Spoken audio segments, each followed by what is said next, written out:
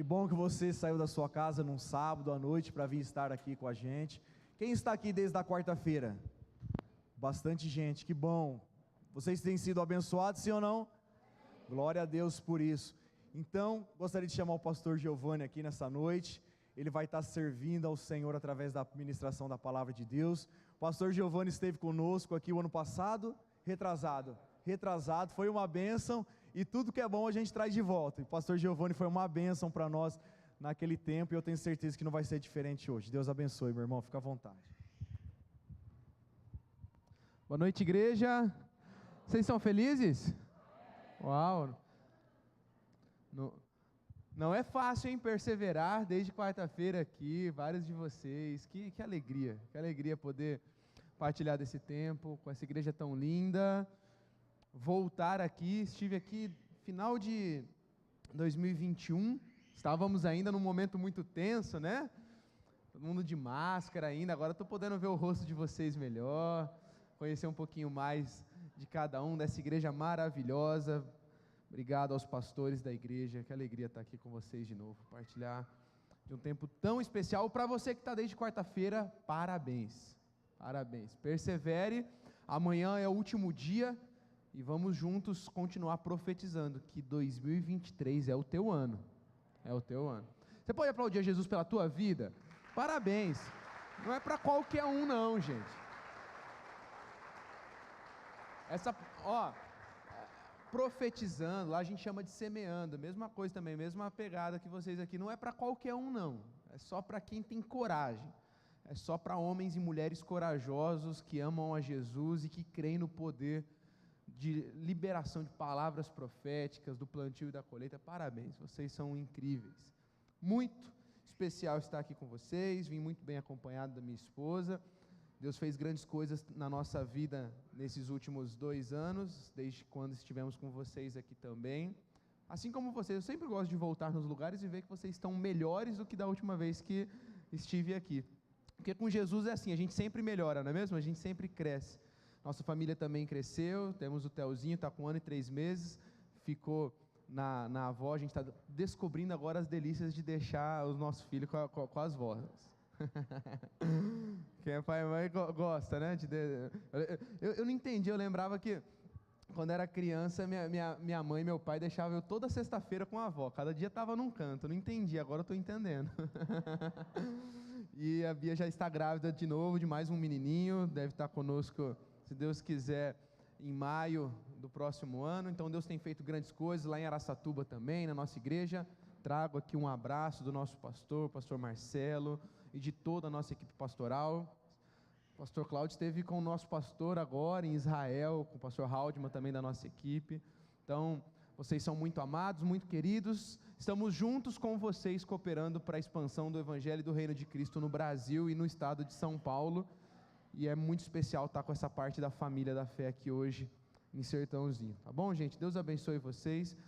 E vamos para a palavra de Deus. Abra sua Bíblia aí, em Hebreus capítulo 12, Hebreus capítulo 12, a partir do versículo 1, que grande responsabilidade também poder trazer algo para você, para o teu ano de 2023, para o teu coração. Grandes homens de Deus já estiveram aqui também, né, desde a quarta-feira, além dos teus pastores, que são incríveis, o Júnior, o Danilão ontem também, querido. E eu vim buscando do Senhor o que trazer para vocês, o que passar daquilo que Deus tem falado ao meu coração, e essa mensagem tem queimado muito no meu coração nos últimos meses. Algo simples, nada mirabolante, mas que de alguma forma possa aquecer o teu coração com expectativa e fé para o teu 2023.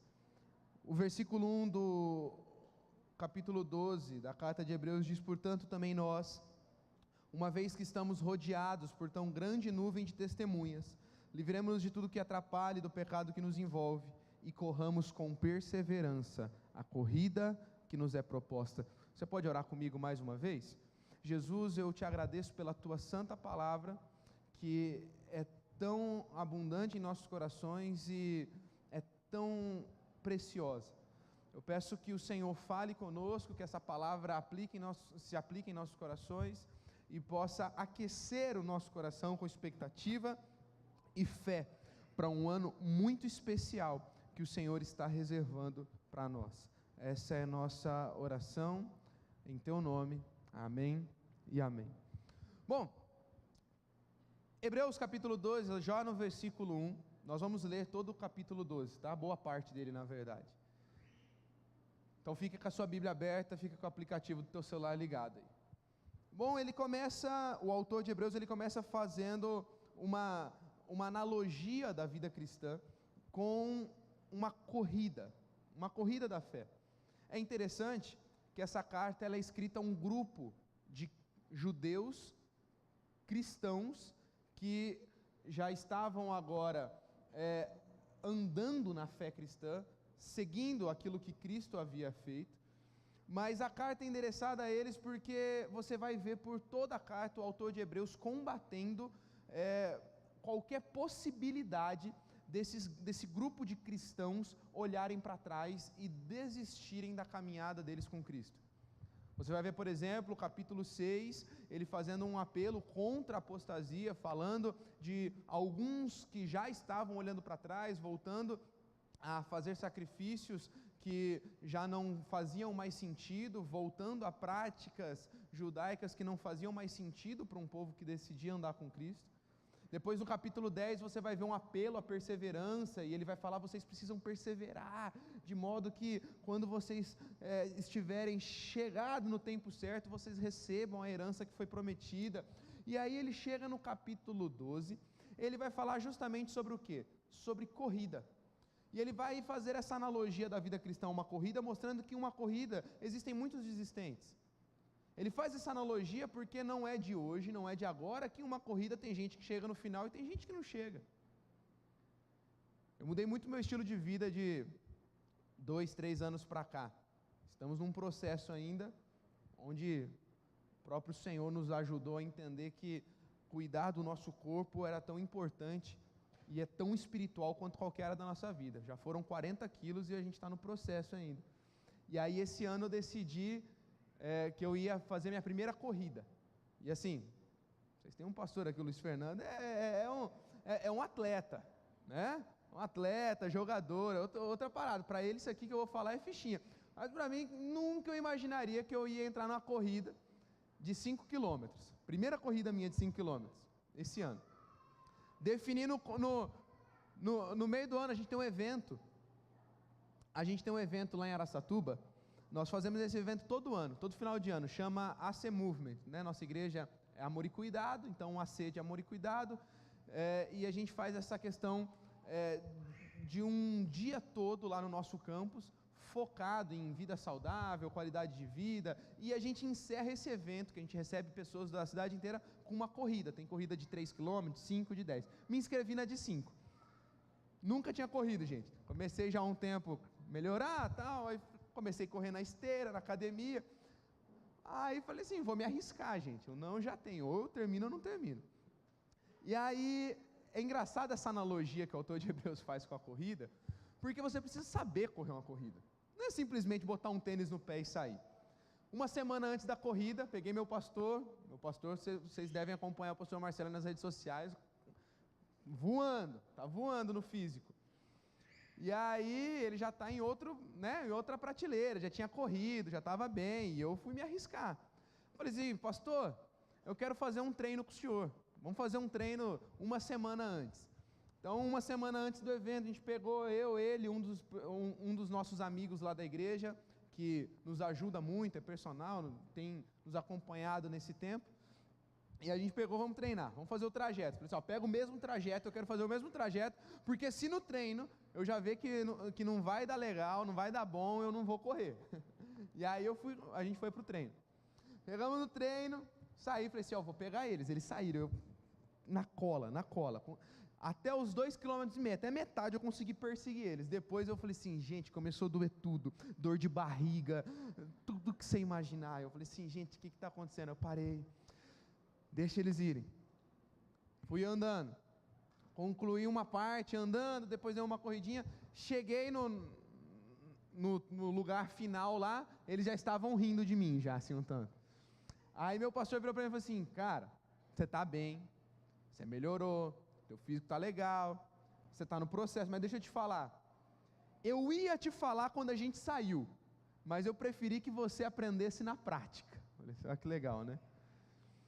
Você queimou largada, você quis acompanhar o nosso ritmo, nós já estamos nessa prática já faz algum tempo, e aí o que acontece? Você não imprimiu o seu ritmo, você quis seguir o meu ritmo, você quis seguir o ritmo do Vitor, não dá certo. Imprime o teu ritmo, esquece quem está na tua frente, o teu objetivo é concluir. No outro dia a gente foi, falei assim: agora eu estou ligeiro, deixa eles irem, e aí o negócio já foi melhor, e aí, graças a Deus, depois de uma semana fomos correr, deu certo, é a primeira, tem muito para melhorar para o ano que vem, mas concluir, foi uma vitória para mim, eu que nunca imaginava 40 quilos mais gordo do que eu estou hoje, sedentário, sem fazer nenhum tipo de atividade física, para mim foi uma alegria terminar aquela corrida, e aí eu entendi que eu precisava imprimir meu ritmo, e interessante como o autor de Hebreus, ele vai falando sobre a corrida, e num contexto onde ele está incentivando os cristãos a não pararem, porque para você não parar numa corrida, você precisa imprimir teu ritmo, e entender o ritmo de Deus para você, isso é muito interessante, porque tem gente que queima a largada, não sabe a hora de acelerar, não sabe a hora de tirar o pé. Numa corrida tem a hora de você segurar, tem a hora de você dar o sprint final, que é você puxar um pouquinho mais de fôlego, da onde não tem para terminar. E aí qual que é a chave? A chave é entender o que Deus está fazendo e como Deus está se movendo. Eu gosto de quando Jesus chama os fariseus e as pessoas por perto, ele fala assim: vocês estão parecendo crianças, lá em Mateus capítulo 11, depois você abre. Ele fala assim: vocês estão que nem crianças, correm de um lado para o outro. Como assim criança? Gente, quem aqui já viu criança com sono? Não dá vontade de falar assim: dorme. Dorme, é mais fácil. A criança, quando ela está com sono, o que acontece? A criança, ela não sabe medir tempo, não sabe. A criança, até uma certa idade, ela não tem compreensão de que, se eu dormir agora, vai fazer bem para mim amanhã, se eu poupar energia, não vai faltar, ela não tem essa noção. A criança não sabe contar horas, dias, semanas. Telzinho, nosso filho está com 1 ano e pouquinho agora, a gente pela primeira vez foi fazer uma viagem, 2 meses atrás, deixamos ele com as avós, fomos ficar 10 dias fora. Aí, mãe é mãe, né, gente? Chora, ai, que saudade dele, ai, será que ele está bem? Será que ele está com saudade de mim? 10 dias depois a gente volta, ele olha para nós, e o que ele faz? Ele vai brincar com a mala, que é mais interessante, porque ele fica feliz porque ele viu, mas ele não tem noção que ele ficou 10 dias sem. É ou não é, gente? Aí o que a criança com sono faz? Ela dorme? Não, ela quer gastar até a última energia dela, então ela corre para um lado, ela corre para o outro, ela fica agitada, porque ela não entende que, eu preciso dormir, porque amanhã vai faltar energia. Tem dia que eu olho para ela e falo assim: meu filho, você vai, daqui 20 anos você vai falar assim: nossa, podia ter dormido mais quando era criança, vai faltar hora de sono para você. Mas às vezes Jesus fala: vocês estão como crianças. Aí Jesus ainda fala: no céu a gente está tocando músicas de dança alegre, vocês estão chorando. Aí no céu a gente toca música de lamento e vocês começam a dançar. Jesus fala: vocês estão como crianças que não sabem discernir o tempo e ficam correndo de um lado para o outro. E é por isso que tem muita gente que para na vida cristã. É por isso que tem muita gente que, quando esbarra com a dificuldade, não dá mais para mim.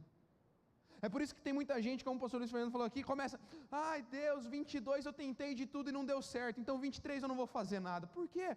Porque estamos correndo de um lado para o outro como crianças, não sabemos a hora de desacelerar, não sabemos a hora de imprimir um ritmo mais forte. Final de ano é tão especial, e assim, eu começo a perceber que quando você está afiado ou alinhado com os céus, você começa a entender algumas coisas que não fazem mais sentido para um cristão. Como, por exemplo, dizer: eu acho que agora é a hora de eu parar. Não serve, eu acho. O único que pode falar diminui o ritmo é Deus. Se Deus não te mandou diminuir o ritmo, não diminua, continue correndo. Quando eu precisei entender a hora de parar, a hora de correr, a hora de dar um gás maior, a hora de parar um pouco, não foi da minha cabeça, eu perguntei para quem entendia do assunto. Eu estava com o personal do meu lado falando, olha, agora é hora de parar, agora é hora de correr. É nesse momento da corrida que você precisa colocar um pouco mais de força, é nesse momento da corrida que você precisa parar. E às vezes nós estamos achando que nós conhecemos tudo da vida, então eu sei a hora que é para eu correr, eu sei a hora que é para eu acelerar, eu sei que a hora que é para eu parar. Você e eu não sabemos, a não ser que Deus te pare, continue correndo até que Ele fale, segura. Isso é interessante, sabe por quê? A gente está no final de ano. Faltam o quê, gente? 14 dias para acabar o ano, é isso? 14, 15 dias. E pensa em algo que é normal, e que eu começo a ver muito acontecendo, é chegar no final de ano, o pessoal fazer o quê? Tirar o pé. Eu estou cansado, eu acho que é hora de descansar. Quem te falou que é hora de tirar o pé? Aí a gente começa a empurrar com a barriga e deixar para o próximo ano. Quantos de nós, num momento como esse, 14 dias antes de fechar o ano, a gente não fala assim, o ano que vem vai ser diferente, a minha vida com Deus vai ser outro patamar, outro nível. Beleza, quando você começa? Não, dia 1º de janeiro eu começo a ler mais minha Bíblia. Dia 1º de janeiro eu começo a me dedicar mais. Primeira semana de janeiro eu começo a mergulhar mais nas coisas de Deus, eu começo a procurar um ministério, eu começo a fazer, eu começo a realizar. Meu irmão, não dá certo esse negócio. É igual o gordo falando que vai começar o regime na segunda-feira. Está aqui eu que sou prova disso. Quanto tempo eu demorei na minha vida? Quem aqui já falou, segunda-feira eu começo o regime? Sabe qual que é o problema de você falar que segunda você vai começar o regime? Gente, confissões aqui, quem nunca fez isso? Segunda eu começo, domingo o que você faz? Você vai lá na sorveteria e pega um pote de sorvete, você fala assim, é o último. Lá, irmão. Segunda, aí o que você faz? Domingo você vai lá e pega, qual que é o problema? O pote não acaba no domingo. Aí segunda-feira o que você fala? É só até acabar. Aí terça-feira você vai para a célula, para o pequeno grupo, aqui é de terça, né? Que eu vi lá na placa. Aí você fala assim, terça-feira é só na célula, eu vou comer aqui na célula, afinal, a irmã preparou um negócio tão gostoso. Quarta-feira você fala, já estou na metade da semana, segunda que vem eu começo. É a mesma coisa do ano. Às vezes chega o final de ano, a gente quer desacelerar, dia 1º eu começo. Aí dia 1º você está na família, está lá na churrasqueira, você é o piloto da churrasqueira, não dá tempo. Aí dia 2 você vai deixando, daqui a pouco, eu vou tirar férias, nas férias você esquece de fazer o que você tinha para fazer. A hora que você percebe, você já está que nem o famoso brasileiro que só começa o ano depois do carnaval. Que coisa é essa, meu irmão? A gente precisa quebrar essa mentalidade que o Brasil só funciona depois do carnaval. Se Deus não te mandar desacelerar, e nós vamos chegar nesse ponto da mensagem, o próprio autor de Hebreus fala de um momento onde Deus nos para e tem um objetivo muito claro para essa disciplina, para essa paralisação, que é o renovo, que vai vir de Deus. Se Deus não te mandou parar, continua fazendo o que Ele te chamou para fazer, e já começa agora.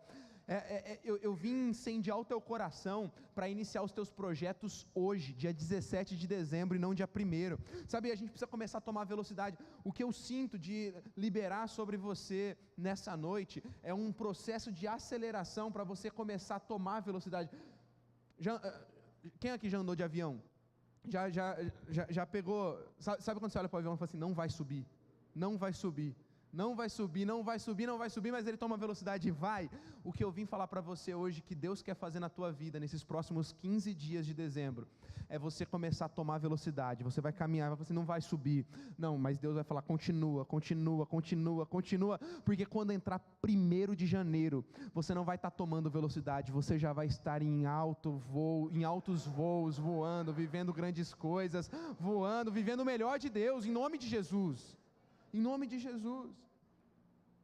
Sabe, 23 pode ser o teu ano. 23 pode ser um grande ano para você. Mas hoje eu vim incentivar o teu coração. Não deixa para dia 1º de janeiro de 23 aquilo que você já pode começar hoje. Os teus projetos, as tuas realizações, aquilo que você colocou diante de Deus, os teus sonhos, aquilo que Deus está te chamando para fazer e para viver com Ele. Aumente teu coração, aumente as expectativas do teu coração. Mas o autor de Hebreus ele vai trazer algumas chaves importantes para esta corrida, para que possamos continuar firmes e não parar. Logo no capítulo 1, no capítulo 12 ainda, mas no versículo 1 ele diz assim: portanto, também nós, uma vez que estamos rodeados por tão grande nuvem de testemunhas. A primeira informação que ele traz aqui sobre essa corrida é que nós não estamos correndo essa corrida sozinhos. Não estamos correndo essa corrida sozinhos. Uma informação importante também, de um texto paralelo ao que o pastor Luiz acabou de ler, sobre essa grande pesca, é que quando Pedro diz, vou pescar, algumas pessoas dizem, eu vou contigo, eu vou com você. Uma grande informação sobre essa corrida da vida cristã é entender que você não corre sozinho, que você precisa trazer para o teu barco pessoas que compartilhem da mesma visão e do mesmo destino profético que você. Escolha pessoas certas para andar em 2023, escolha pessoas certas para compartilhar os teus sonhos, escolha pessoas certas para compartilhar da tua jornada, e principalmente não ande sozinho. Existe uma visão equivocada que foi criada nos últimos anos, de que eu sozinho sou a igreja, e eu entendo quando dizemos eu sou a igreja, para a gente não jogar a responsabilidade para o outro, eu já falei isso, e é legal, é uma verdade, mas não é uma verdade completa. É uma mentira dizer que eu sozinho faço parte, eu represento a igreja, porque a igreja de Jesus Cristo, ela é plural, ela é feita de várias pessoas, então aquilo que eu faço interfere e importa diretamente em um povo, e reflete diretamente em um povo. Essa é uma grande chave para você viver um próximo ano abençoado na tua corrida da fé. Entender que nada do que você faz, nenhum objetivo que você alcança, você faz sozinho, e você não vai obter grandes resultados andando de forma isolada. Mergulhe mais com pessoas que te levem para mais perto de Deus. Busque entender quem são as pessoas que vão compartilhar dos mesmos desejos, os mesmos sonhos e a mesma visão que Deus tem te dado. Quando Deus quer operar um grande avivamento, Ele não escolhe uma pessoa, Ele escolhe um povo. 2 Crônicas 7,14, todo mundo conhece, se o meu povo que se chama pelo meu nome, não é se o Giovanni, não é se o pastor Cláudio, é se um povo, você faz parte de um povo, você faz parte de uma engrenagem muito maior do que simplesmente a tua vida.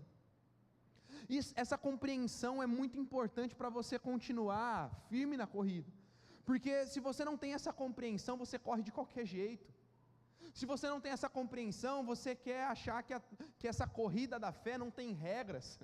Eu faço o que eu quero, a hora que eu quero, a hora que quiser eu paro, a hora que quiser eu continuo, a hora que eu quiser eu desisto de tudo, a hora que eu quiser eu volto a fazer. Não é sobre você apenas, é sobre a tua família, é sobre quem está ao teu lado, é sobre a tua família na fé. Por isso que o autor de Hebreus vem fazer esse apelo para os cristãos: não parem, perseverem. Porque quando você para no meio do caminho, você não envergonha só o teu nome, você envergonha o corpo de Cristo, você envergonha quem está à tua volta. Então ele fala: não pare, existe uma nuvem de testemunhas te olhando, não pare. E principalmente, use essas testemunhas, ou essas pessoas que estão contigo na corrida, ao teu favor. Como? Não se isole, não há poder no isolamento. Traga pessoas certas para perto de você. Por que numa corrida, ou num esporte coletivo, ou em qualquer outro esporte que é exigido muita resistência até o fim, sempre tem o quê? Um técnico, uma torcida gritando: vamos, vai, você consegue. Ei, quando você pensar em desistir, olha para o lado e vai ter muita gente dizendo: vamos, você consegue, você pode chegar até o fim, vamos, levante-se, vamos embora, porque essa medalha é tua. Aí do teu lado agora tem alguém que com certeza está torcendo para você viver um 2023 abençoado. Vamos juntos, vamos juntos. Mas ele continua dizendo: olha, então, visto que estamos rodeados dessas testemunhas, livremo-nos de tudo que nos atrapalha e do pecado que nos envolve. Se você quer terminar bem essa corrida, ele já fala: olha, você precisa deixar o peso desnecessário. Ele já vem trazendo essa informação importante, que você não pode ir de qualquer forma para uma corrida. Existe um preparo, existe uma forma de corrermos. Ninguém corre com roupas de neve, com roupas pesadas, casacos de frio. O corredor, para ele ter uma boa performance, ele tem que estar com a roupa certa, com o tênis certo, da forma certa. Ele fala, então livre-se de algumas coisas que podem ser peso na tua caminhada. E aí ele vai falar do pecado, e aqui é algo tão básico, e que eu não vou nem deter muito tempo, porque todo bom cristão sabe que o pecado não pode mais fazer parte da nossa vida. É óbvio que temos a nossa carne, ela não melhora, então nós continuamos uma luta incessante contra o pecado, mas o cristão, ele está sempre alimentando o seu espírito para que a sua carne se enfraqueça e ele possa vencer o pecado, amém? E aí ele fala assim, mas não só do pecado, ele fala, se livre também do peso desnecessário, se livre daquilo que pode te levar para o pecado, se livre daquilo que talvez possa te fazer pisar onde você não deveria pisar. Eu fico pensando, por exemplo, lembra de Ló e da família de Ló? Eles viviam numa cidade promíscua, repleta de pecado. Deus fala, sai daí, que aí não é o lugar de vocês, não olha para trás. Eles saem, a mulher de Ló, ela olha para trás, ela vira uma estátua de sal na hora e ela morre. Eu te pergunto, a Bíblia não fala, mas fica subentendido nas entrelinhas do texto, que ela não estava praticando os mesmos pecados que Sodoma e Gomorra praticavam. Como que fica subentendido isso? Se ela estivesse no mesmo pecado, ela nem tinha saído de lá. Estou certo, gente? Faz sentido. Ela não estava praticando os mesmos pecados, mas o fato dela olhar para trás fala muito sobre algo que talvez ela já estava consumindo com outros olhos e já tinha tomado o coração dela. E onde o seu coração está é questão de tempo para os teus pés pisarem no mesmo lugar. A consequência para ela foi a mesma que Sodoma e Gomorra tiveram, a morte.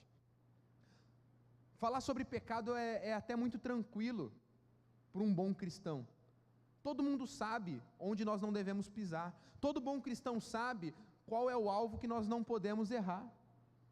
Agora, quando o autor de Hebreus está escrevendo, ele fala assim, não só do pecado, mas livre-se de tudo aquilo que pode te levar para o pecado.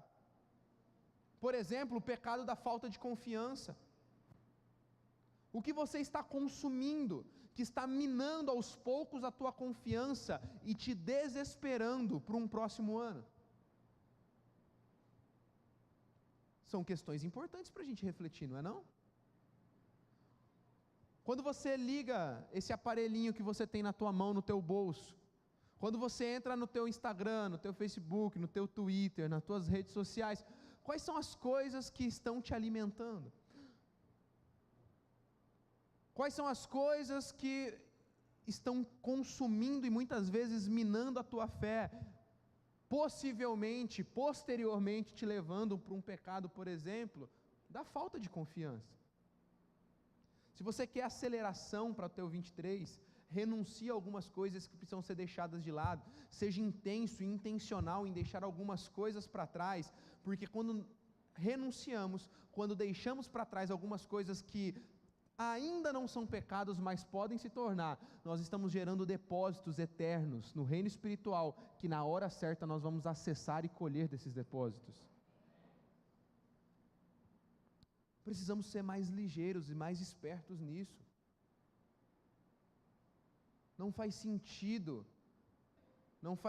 ficarmos consumindo apenas de uma cultura caída, e aqui é óbvio que o próprio Jesus fala, não rogo para que os tire do mundo, mas que os livre do mal.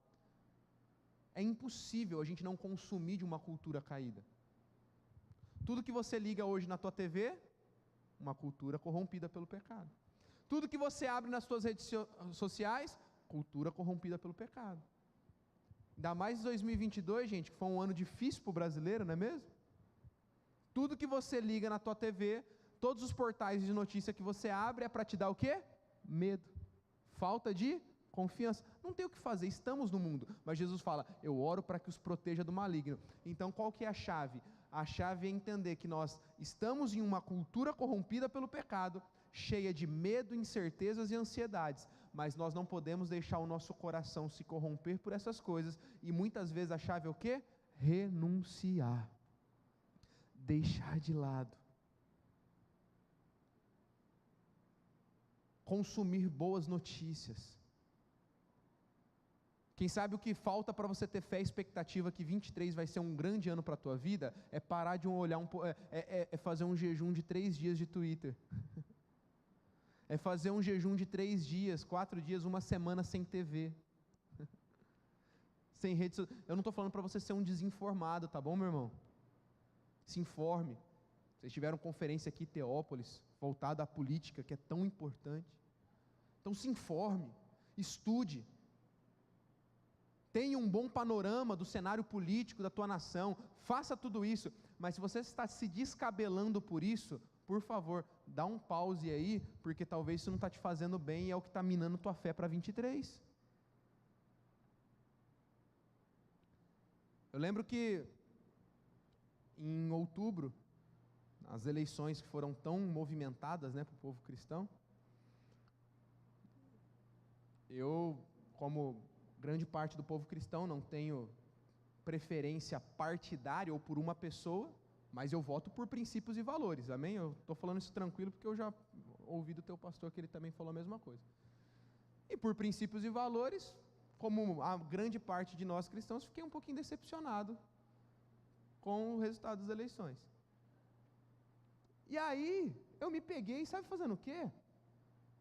No domingo, à noite, chateado, quieto, no meu canto, meio que tipo assim, vou desistir da nação, vou desistir do Brasil, vou desistir de orar. Começou, o povo ridicularizar o cristão, cadê os cristãos que oraram? Alguém já zoou você desse jeito, Sabe o que eu fiz? Eu falei assim, gente, está na hora de eu parar de consumir algo que vai me atrapalhar. Eu tinha um acampamento para acontecer na quarta-feira, eu falei assim, até o acampamento eu não vou olhar notícia de nada. Fiquei de domingo até quarta-feira sem olhar. Deus foi renovando minha fé. Chegou no acampamento, Deus deu a palavra, o negócio foi...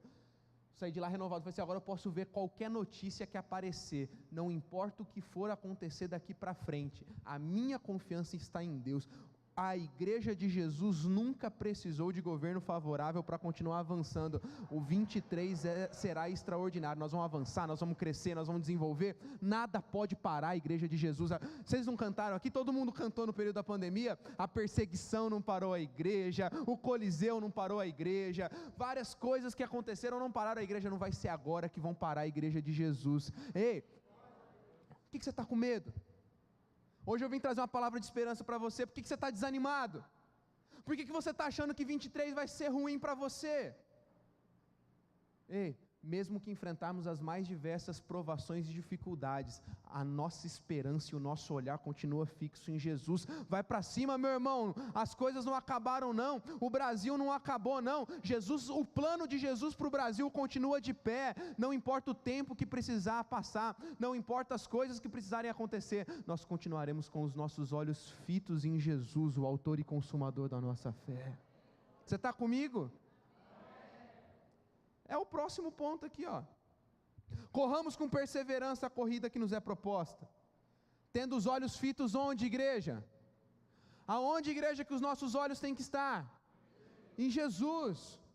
Ter os olhos em Jesus fala sobre uma perspectiva do alto, fala sobre entender que não é o fim. Durante a pandemia eu ouvi que as igrejas iam morrer, que não ia voltar mais, e aqui estamos nós, fortes, firmes, mais consolidados, avançando. Eu ouvi falar que as nossas células iam morrer, e que a gente nunca mais ia voltar a fazer célula, porque ninguém ia aceitar mais ninguém dentro da casa um do outro, e as nossas células continuam crescendo, avançando, prosperando. Eu vi gente perdendo emprego, mas eu vi gente prosperando em meio à pandemia, e eu vi gente se recuperando, e muitas vezes passando ainda dificuldades, resquícios da pandemia, mas com a sua fé em Jesus, e Jesus já começou a mover as águas, Jesus já começou a fazer o sobrenatural. Ei, os teus olhos precisam estar em Jesus, é a única coisa que vai te impedir de continuar, é se os teus olhos estiverem nas dificuldades à tua volta. Sabe, as situações podem parecer contrárias, mas nada foge do controle de Deus. Eu não estou falando que é Deus que envia o caos, eu não estou falando que é Deus quem faz as coisas ruins acontecerem. Você conhece muito bem do caráter de Deus. Muitas coisas que acontecem à nossa volta não são da vontade de Deus, mas é escolha do homem, mas quando a palavra de Deus nos alerta que todas as coisas cooperam para o bem daqueles que amam a Deus, daqueles que são chamados segundo o seu propósito, eu entendo que mesmo que as nossas escolhas como humanidade apontem para um lugar errado, para os filhos e filhas de Deus existe um refúgio, existe um lugar seguro, existe palavras proféticas e palavras de bênção que podem mudar todo o curso e rumo da nossa história. Inclusive, a igreja de Jesus sempre protagonizou os maiores avanços da humanidade, inclusive nos momentos de dificuldade. Por que você acha que não é um momento favorável? É sim um momento favorável para a tua célula crescer, para os teus ministérios se desenvolverem, para você viver o melhor de Jesus no teu trabalho, na tua escola, na tua faculdade. Se levante e tenha fé, um ano extraordinário te aguarda. Ter olhar fito em Jesus fala sobre levar da presença de Jesus a todos os ambientes da nossa vida. Fala sobre ensinar uma geração a pensar biblicamente. Ter os olhos fitos em Jesus é o olhar com as lentes da fé cristã, tudo que está à nossa volta. Em dias difíceis como vivemos, o que vai nos fazer sair dessa e o que nos vai fazer avançar é, por exemplo, ensinar nossos filhos a pensar biblicamente e a agir biblicamente. Ensinamos nossos filhos a fazer de tudo. As nossas crianças já sabem mexer em celulares, olhar YouTube, olhar TikTok, fazer de tudo e mais um pouco. E em tempos difíceis como esses, muitos param ou, em alguma forma, desistem da corrida da fé cristã porque não tem um olhar bíblico sobre todas as áreas que nos cercam. Se queremos ver através da igreja de Jesus, não só para o ano de 2023, mas para a próxima década, um real avanço, um real crescimento, uma real melhora nessa corrida da fé para que a gente possa chegar aprovado, é cada dia mais necessário que a gente possa começar a ensinar os nossos filhos a ter um olhar bíblico sobre todas as questões da vida. O que isso quer dizer? Que se você quer continuar firme e ser aprovado nessa corrida, a gente precisa começar como igreja, e como nova geração, principalmente para os jovens que estão aqui, a começar a ter um olhar bíblico sobre todas as questões da humanidade, ter um olhar bíblico sobre o que Cristo fala sobre a política, ter um olhar bíblico sobre o que Cristo fala sobre o dinheiro, sobre o que Cristo fala sobre casamento, sobre o que Cristo fala sobre paternidade, sobre o que Cristo fala sobre todas as áreas de atuação na humanidade. Se você quer terminar essa corrida aprovado, leva para o teu 23 um olhar bíblico para a tua empresa. Quebra esse dualismo que não tem nada a ver com cristianismo. O dualismo é coisa pagã. O que é o dualismo? É o sagrado e secular. Aqui na igreja eu sou crente e aqui é minha vida sagrada e meu trabalho é meu trabalho secular. Isso não existe, meu irmão. O trabalho é sagrado. Tudo que você toca é sagrado, a tua vida precisa resplandecer da tua fé. E aqui eu estou te dizendo um motivo porque muitos param. Muitos jovens e adolescentes têm parado, porque desde criança são ensinados a fazer essa separação, que é sagrado e secular. Então ele está na igreja, é sagrado, ele vai para a escola, é secular, e não há comparação. O tempo que ele fica com os professores da escola, colocando bobeira na cabeça dele, muitas vezes. E obviamente um parênteses, não são todos os professores, tem muito professor muito bom que tem servido a Jesus com a sua profissão, mas também, como em toda profissão, tem muitos prestando um péssimo serviço para a sociedade brasileira e para o cristianismo, ensinando ou tentando doutrinar nossas crianças e adolescentes com aquilo que não tem a ver com a palavra de Deus. E aí imagina que um jovem, um adolescente passa quantas horas por semana dentro dessa igreja? 1, 2 horas quando muito. É desleal esperar que esses adolescentes e jovens concluam sua corrida na fé, ouvindo um culto de sábado por 2 horas e talvez um de domingo por mais 2, não faz sentido. Qual que é a chave para eles concluírem bem? Pais, mães, em casa, ensinem a eles a terem um olhar bíblico da fé deles em tudo que eles fazem. Então eles vão para a escola para servir Jesus também. Quando eles estiverem na faculdade, eles estarão lá para servir Jesus e para resplandecer Jesus. E você também, o teu trabalho não é independente da tua fé. A tua fé precisa te acompanhar no teu trabalho. Tudo que você toca, tudo que você faz é sagrado. Pega essa chave e leva para a tua vida e você vai chegar ao fim aprovado. A gente para no meio do caminho porque a gente para de olhar tudo à nossa volta com a perspectiva bíblica. Pensar biblicamente, leia a tua Bíblia, ande com pessoas bíblicas, molde a cosmovisão, a maneira de enxergar o mundo da tua casa, através das lentes da palavra de Deus, para que a gente possa terminar essa corrida aprovados. Versículo 3, acompanha comigo a leitura. Agora eu vou correr um pouquinho. Ele diz assim: pensem bem naquele que suportou tal oposição dos pecadores contra si mesmo, para que vocês não cansem nem desanimem. E aí ele fala, na luta contra o pecado, vocês não resistiram até ponto de derramar próprio sangue. 5, vocês se esqueceram da palavra de ânimo que lhes disse: meu filho, não despreze a disciplina. Diga comigo, disciplina. Fala mais forte, fala disciplina. Nem se magoe com a sua repreensão, pois o Senhor disciplina o filho que ama. 7, suportem as dificuldades, recebendo elas como disciplina. Olha aqui que eu acabei de falar da dificuldade, meu irmão. Às vezes a gente para no meio da dificuldade, olha o que ele está falando: recebam a dificuldade como disciplina, porque Deus trata vocês como filhos, pois qual filho não é disciplinado pelo pai? Se vocês não são disciplinados, a disciplina é para todos os filhos, então não são filhos legítimos, mas sim ilegítimos. Além disso, temos pais humanos que nos disciplinavam e nós respeitávamos, quanto mais devemos nos submeter, e essa palavra é a chave, nos submeter ao Pai dos Espíritos para assim vivermos. Ele fala sobre submissão a uma disciplina, submissão a um momento onde o próprio Deus nos para e fala: sossega, para um pouquinho. O pastor Benny Libsch, ele diz que Deus não está interessado no seu conforto, mas no seu crescimento.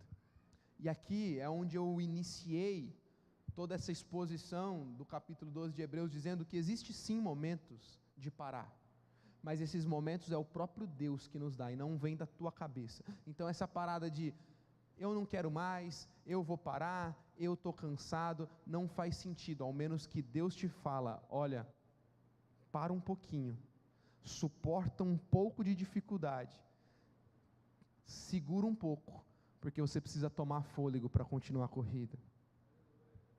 Existem muitos momentos na nossa vida que o Deus nos para, e meu irmão, passamos 2 anos onde Deus nos parou de muitas atividades. Quantos de nós entendemos que a igreja não é sobre muitas atividades que não têm objetivo? É ou não é? Não aprendemos muito nesse período de pandemia? Aprendemos a não cair no ativismo. Aprendemos que muitas vezes estávamos num ativismo e não percebíamos que não estávamos firmes o suficiente em Deus. Quantos jovens e adolescentes desviando-se, apostatando da fé no período de pandemia, depois de 2, 3 meses com a igreja fechada? Percebemos que tínhamos muitas coisas e muitas vezes nos faltava o principal, a compreensão da presença de Deus. E Deus nos parou por 2 anos dizendo: olha, calma aí, não despreze esses momentos.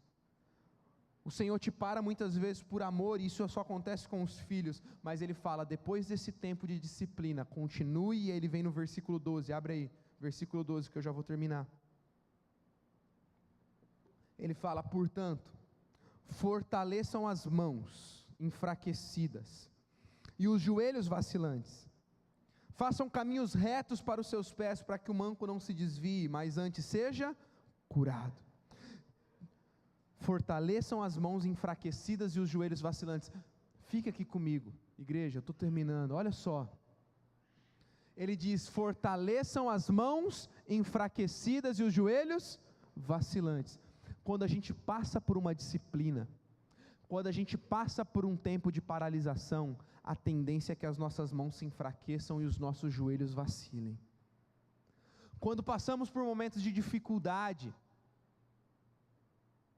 e acabei de trazer para você luz de que passamos sim últimos anos de muita dificuldade, e talvez você tenha colhido ainda, está colhendo consequências de 2 anos difíceis.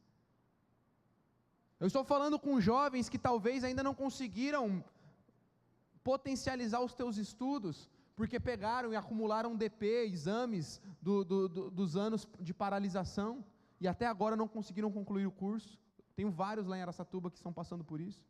Talvez eu estou falando com jovens e adolescentes que tiveram que trancar a faculdade, trancar os estudos porque faltou recurso financeiro por conta de recessão econômica da pandemia. Talvez eu estou falando com empresários que quebraram, que perderam seus negócios, que perderam seus empregos. Talvez eu estou falando com pessoas que ainda estão sofrendo com o luto. E momentos como esse nos fazem pensar em desistir da corrida, porque nossos braços estão enfraquecidos, os nossos joelhos estão vacilantes. E aí o autor de Hebreus vem terminando dizendo: mas depois de tudo que passaram, fortaleçam as mãos enfraquecidas e os joelhos vacilantes, façam caminhos retos para os seus pés, para que vocês não se desviem, mas sejam curados. Sabe, existe na corrida, nas corridas principalmente naquelas que são de percurso mais longo, como as maratonas, um fenômeno já estudado pelos especialistas no esporte, chamado second wind, que é segundo fôlego. Esse fenômeno ele é causado por uma alta liberação de endorfina no momento que o atleta mais precisa, e quando ele já se encontra sem forças, ele mira no objetivo final dele, e essas altas doses de endorfina geram para ele um fôlego que ele já não tinha mais, uma força que talvez ele já não tinha mais, e aí é onde ele alcança o sprint final para terminar a corrida. Os especialistas dizem que nesse second wind, nesse segundo fôlego, o atleta ele consegue produzir mais com menos esforço. E eu não tenho como não olhar para esse fenômeno físico, que eu creio que o próprio Deus criou, afinal, Ele que nos criou e colocou todas as capacidades dentro do nosso corpo humano para as coisas que precisamos realizar, e não lembrar das palavras de Deus, das palavras de Zacarias, do profeta Zacarias para Zorobabel e para o povo, dizendo: nem por força, nem por violência, mas pelo meu Espírito, diz o Senhor dos Exércitos. Eu quero te dizer que para fortalecer as mãos enfraquecidas e os joelhos vacilantes, não é por força, não é por violência, é pelo Espírito. E eu quero te dizer o seguinte: quando eu olho para esse fenômeno físico, esse segundo fôlego, existe também um segundo fôlego no mundo espiritual, e esse fôlego é o sopro do Espírito Santo na tua vida. Eu vim te dizer hoje que mesmo que você se encontre sem forças para um 23 abençoado, mesmo que os teus braços estejam enfraquecidos e os teus joelhos vacilantes, existe uma forma de você fazer mais com menos esforço, mais com menos esforço. Meu irmão, eu vim profetizar sobre a tua vida, que para o próximo ano você vai fazer mais coisas, alcançar mais voos altos com menos esforço. Aquilo que você se esforçava muito para fazer, você vai se esforçar menos e vai fazer mais, porque não vai ser na força do teu braço, vai ser no poder do Espírito Santo de Deus. Todo esforço que você fazia no teu casamento, na tua casa, na tua empresa, para o teu negócio dar certo, quando você colocar o Espírito Santo junto contigo, dizendo: fortaleça as minhas mãos e os meus joelhos, você vai fazer mais com menos esforço, mais com menos esforço, porque como diz 2 Coríntios, lá no capítulo 4, o apóstolo Paulo fala: por mais que o nosso exterior esteja a se desgastar, e gente, como o nosso exterior se desgasta, a nossa carne, ela nunca melhora, a nossa mente se cansa, mas o apóstolo Paulo ele fala: olha, por mais que o exterior se desgaste, interiormente nós estamos sendo renovados dia após dia, porque os nossos sofrimentos eles são leves e momentâneos, mas eles estão produzindo para nós uma glória que pesa mais do que todos eles. Por isso, nós fixamos os olhos não naquilo que se vê, pois o que se vê é transitório, mas naquilo que não se vê, pois o que não se vê é eterno. Você não vai fixar mais teus olhos nas adversidades, você não vai fixar mais teus olhos nos problemas, você não vai fixar mais teus olhos naquilo que é ruim, nas circunstâncias adversas, mas naquilo que não se vê, nas promessas de Deus, naquilo que Deus já liberou sobre a tua casa, sobre a tua família, sobre a tua empresa, sobre a tua nação, sobre a tua cidade. E mesmo que o teu exterior se desgaste, o Espírito Santo de Deus quer te renovar dia após dia aí dentro, porque 2023 vai ser o seu ano. Fica de pé no teu lugar.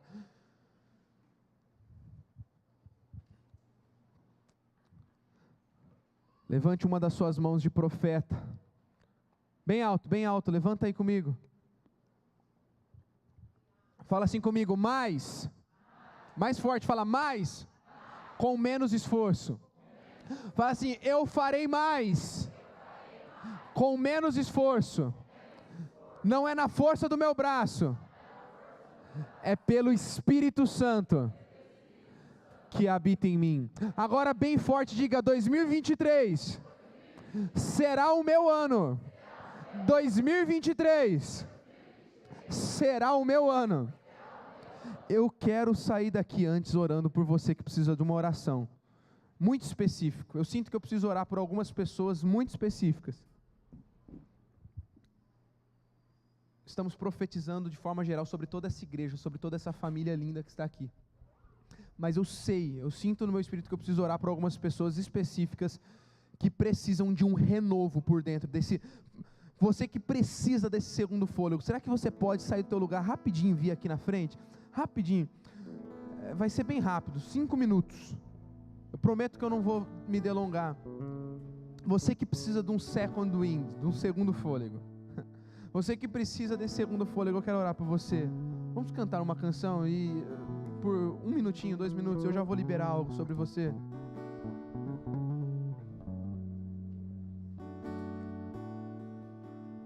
Tu és o som que o meu coração canta. Tu és o som que o meu coração canta. Jesus. É nele esse fortalecimento. Jesus.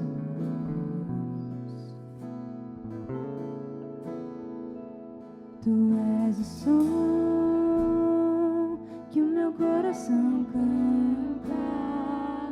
Tu és o som que o meu coração canta. Jesus.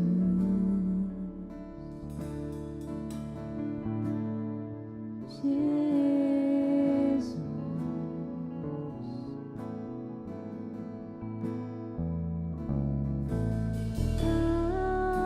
A bondade me encontra, não me deixa ir. Estou tão presa a ti.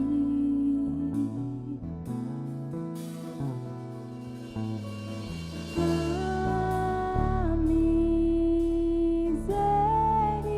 misericórdia me persegue a cada dia.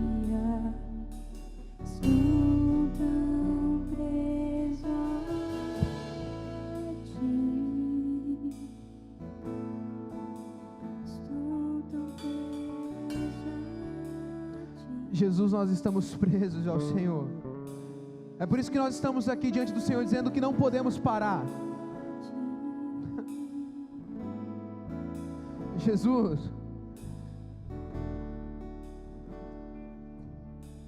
talvez todas as circunstâncias à nossa volta digam que não.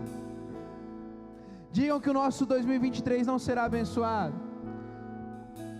Senhor, talvez existam muitos profetas do caos liberando que é o fim, e nós estamos aqui com o teu povo dizendo: não é o fim, não é o fim. Oh Senhor, eu quero orar por um segundo fôlego. Sopra um segundo fôlego sobre os meus irmãos que estão aqui buscando do Senhor. Não é por força, não é por violência, é pelo meu espírito, diz o Senhor dos Exércitos. Eu oro por novas ideias, eu oro por novas portas de emprego, eu oro por novas fontes de renda, eu oro por novos projetos, novos sonhos que sairão do papel, que serão desengavetados. Eu oro, Senhor, por sabedoria que vem do alto. Eu oro por sabedoria que vem do alto, para conclusão de estudos. Eu oro por sabedoria do alto, para aprovação em vestibulares, em concursos públicos. Eu oro por milagres do Senhor na saúde, no físico dos teus filhos, nas casas. Eu oro por conexão dos pais aos filhos e dos filhos aos pais. Eu oro por restabelecimento de ordem nas famílias. Eu oro para que pais e mães ajudem e ensinem seus filhos